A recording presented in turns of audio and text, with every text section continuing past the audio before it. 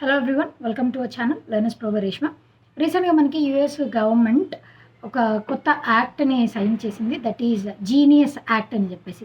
ఈ genius act వివరాల్లోకి వస్తే, రీసెంట్గా యూఎస్ ప్రెసిడెంట్ అయినటువంటి డొనాల్డ్ ట్రంప్ గారు దీనిని ఫస్ట్ ఇనిషియల్లీ బిల్గా ప్రవేశపెట్టిన తర్వాత అందరి ఆమోదంతో యాక్ట్ లాగా దీన్ని కన్వర్ట్ చేశారు. అయితే దీని ముఖ్య ఉద్దేశం ఏంటి అని అంటే, యుఎస్ కంట్రీని క్రిప్టో క్యాపిటల్ ఆఫ్ ద వరల్డ్గా కన్వర్ట్ చేయడానికి ఈయన ఈ మేజర్ స్టెప్ని తీసుకున్నారు. అయితే జనరల్లీ మనకి క్రిప్టో కరెన్సీస్ అనగానే like bitcoins, dogecoins ఇవన్నీ కూడా ప్రైవేట్ ఎంటిటీస్ రెగ్యులేట్ చేస్తూ ఉంటాయి. తెలుసు కదా, బ్లాక్ చైన్ టెక్నాలజీని యూజ్ చేసి వీటిని డెవలప్ చేస్తూ ఉంటారు అని చెప్పేసి. ఎంతైనా మనం ట్రాన్సాక్షన్స్, ఎంతైనా ఇన్వెస్ట్మెంట్ చేయటం ఇలాంటివన్నీ కూడా చేయొచ్చు without any rules, restrictions, guidelines ఏమీ ఉండవు. అయితే మొట్టమొదటిసారి యుఎస్ గవర్నమెంట్ ఏం చేసింది అని అంటే, Federal Reserve backed or Federal Reserve pegged crypto కరెన్సీని ఆమోదించింది త్రూ జీనియస్ యాక్ట్. దీని ద్వారా ఏం జరుగుతుంది అని అంటే గవర్నమెంట్ భరోసా ఇస్తుంది, మీరు ఈ క్రిప్టో కరెన్సీలో ఇన్వెస్ట్ చేసినప్పుడు రిస్క్ ఫ్రీ ఉంటుంది. రిస్క్ ఉన్నా కూడా దాన్ని ఒకవేళ రిస్క్ ఏమైనా వచ్చినప్పటికీ కూడా దాని నుంచి కస్టమర్స్ని బయటికి తీసుకొని వచ్చేటువంటి ప్రయత్నం గవర్నమెంట్ రెస్పాన్సిబిలిటీ తీసుకుంటుంది అని చెప్పి గవర్నమెంట్ హామీ ఇస్తుంది. దానికోసం ఒక లెజిస్లేషన్ని కూడా సైన్ చేశారు, కొన్ని రూల్స్ని కూడా దాని గురించి కొన్ని గైడ్లైన్స్ని కూడా ఎన్యూమరేట్ చేశారు.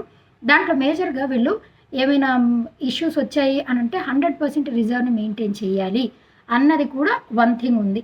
అండ్ అదేవిధంగా కస్టమర్స్ని ప్రొటెక్ట్ చేయడానికి, వాళ్ళకి ఏమైనా మధ్యలో మాల్ ప్రాక్టీసెస్ ఇలాంటివి జరగకుండా కాపాడటానికి వీటన్నిటికీ ఎగెన్స్ట్గా స్ట్రిక్ట్ మార్కెట్ రూల్స్ని ఇనిషియేట్ చేసి ఈ జీనియస్ యాక్ట్ని తీసుకొని వచ్చింది.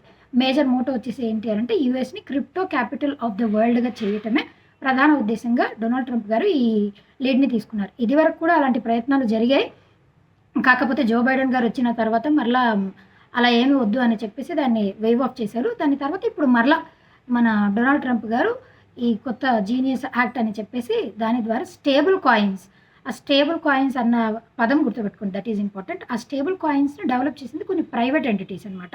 ఆ ప్రైవేట్ ఇష్యూవర్స్ లైక్ టెదర్, సర్కిల్ ఇలాంటి ప్రైవేట్ ఇష్యూవర్స్ దీనిని డెవలప్ చేశారు. అది క్రిప్టో కరెన్సీ, ఇవన్నీ మీకు ఐడియా ఉండే ఉంటుంది. కాకపోతే మొట్టమొదటిసారి ఒక గవర్నమెంట్ దాన్ని భరోసా ఇస్తూ, హామీ ఇస్తూ క్రిప్టో కరెన్సీస్లో ఇన్వెస్ట్ చేయండి అని చెప్పేసి చెప్పడం ఫర్ ద ఫస్ట్ టైం.